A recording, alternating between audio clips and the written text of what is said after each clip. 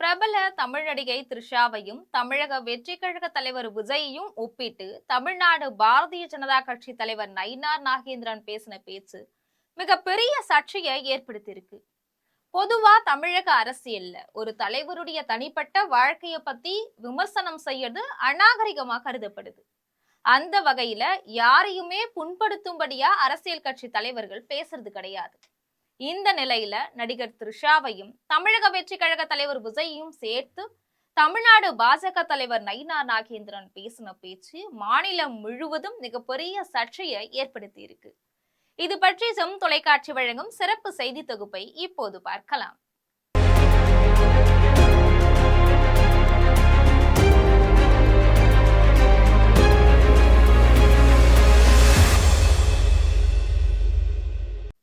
தமிழ் சினிமாவில இப்போ முன்னணி கதாநாயகியா இருக்கிறவங்க த்ரிஷா.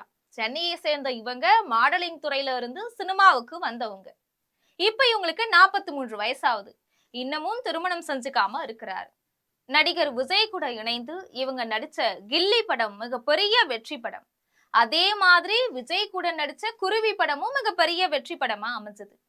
தொடர்ந்து விஜய் கூட நிறைய படங்கள்ல ஜோடியா நடிச்சவங்க தான் த்ரிஷா. தமிழக அரசால கலைமாமணி விருதும் பெற்றிருக்கிறாங்க.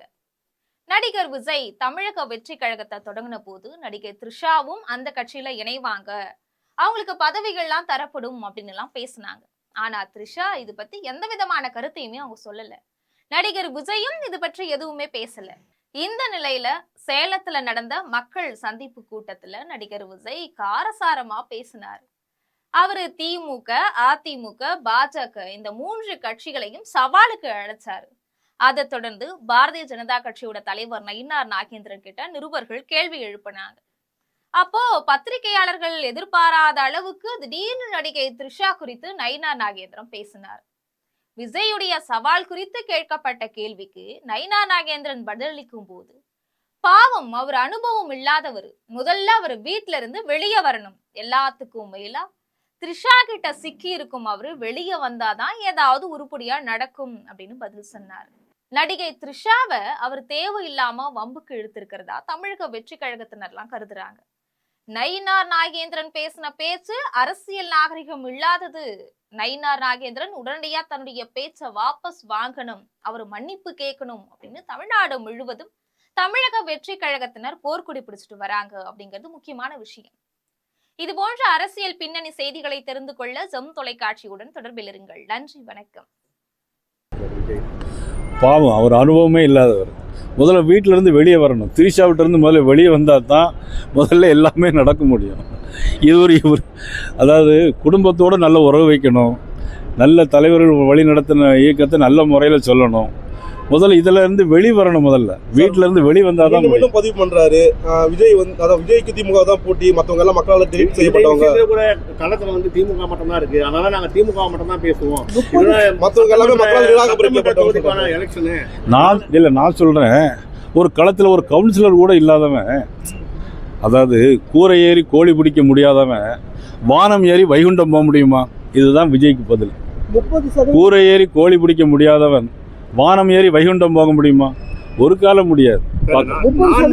2 வருஷத்துல வந்துருச்சு எனக்கு அப்படின்றத சொல்றாரு சார். அனுபவத்தில் பார்க்கணும். உங்களுக்கு சட்டியில் இருந்தால் தானே அகப்பையில் வரும். உங்களுக்கு இதெல்லாம் இப்படி சார் 32% வாக்கு இருக்குன்னு தான் ஒரு நடிகர்னால சொல்ல முடியுமா? முதல்ல குடும்பத்திலிருந்து வீட்டிலிருந்து வெளியே வரணும் சார். குடும்பத்தினா வந்து ஒரு கட்சி நடத்தணும் சார். முதல்ல என்ன அரித்தமெட்டிக் அவங்க சொல்றாங்கன்னா சார் போட்டி. இங்கே பாருங்க, நான் அவரை பற்றிலாம் பேசுகிறேன். ஏன்னா அவர் ஆளே கிடையாது. எனக்கு பெரிய கூட்டமாக இருக்கு சார். கூட்டம் இருந்தால் என்ன சார்? ஓட்டு வேண்டாமா சார்? விஜயகாந்த் கூடாத கூட்டமா? ஓட்டு வேண்டாமா சார்? நம்பிக்கை. நானும் இப்போ அங்கே பாருங்க, நானும் அனுமதி ஆஞ்சநேயர் மாதிரி இந்த மலையை தாண்டுன்னு சொல்லலாம். நம்பிக்கை தான். முடியுமா சார்? அது எம்எல்ஏ சீட் கூட வெல்ல மாட்டாரு, ஒரு சீட் கூட ஜெயிக்க முடியாது.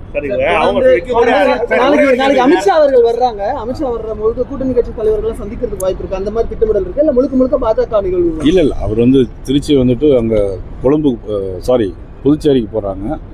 அதுக்கு பிறகு திருச்சி வந்து போறாங்க. நிறைவேற்றிட்டு வராரு முதல்வர். அதை எப்படி பாக்குறீங்க? திடீர்னு வீடியோல வராரு. நீங்க எந்த டிவி? News J. நீங்களே இப்படி சொன்னா எப்படி? என்ன திட்டம் சொல்லுங்க. ஒரு திட்டத்தை பழைய திட்டங்கள் இப்போ வர திட்டங்கள் எல்லாமே சார் பழைய ஓய்வு திட்டத்தை கொடுத்துருக்காரா? தேர்தல் அறிக்கையில் சொன்னாங்க பழைய ஓய்வு திட்டத்தை கொடுத்துருக்காரா? இல்லையே. நீங்கள் சார் 1000 ரூபா அறிவிச்சாங்களா சார் 2021? உங்க கணவர் சொல்லுங்க சொல்றாரு. என்ன சார்? உங்க கணவர் சொல்லுங்க வேற சொல்றாரு. சார் எங்களுடைய கனவு கஞ்சா இல்லாமல் இருக்கணும். எங்களுடைய கனவு வந்து பெண்களை தொந்தரவு பண்ணாமல் இருக்கணும். சட்டம் ஒழுங்கு சரியாக இருக்கணும். எங்களுடைய கனவு இதை முதல்வர் நிறைவேற்ற